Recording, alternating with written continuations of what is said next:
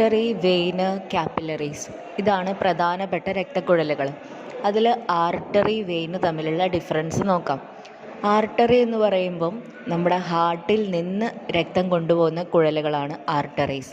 Vein എന്ന് പറയുമ്പോൾ നേരെ ഓപ്പോസിറ്റ്, ഹാർട്ടിലേക്ക് രക്തം കൊണ്ടുവരുന്നത്.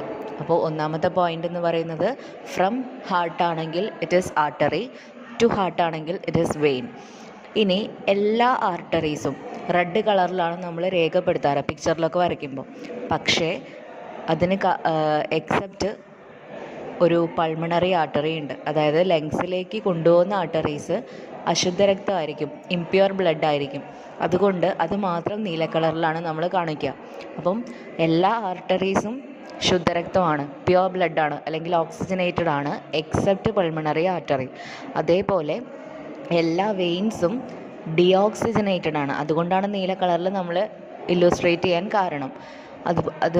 അതുകൊണ്ട് വെയിൻസ് എന്ന് പറയുന്നത് എല്ലാം ഡിയോക്സിജനേറ്റഡ് ആണ്, എക്സെപ്റ്റ് ലങ്സിൽ നിന്ന് വരുന്ന പൾമണറി വെയിന്. അത് റെഡ് കളറിലാണ് നമ്മൾ കാണിക്കുക, ഇറ്റ് ഈസ് ഓക്സിജനേറ്റഡ്. ഓക്കെ.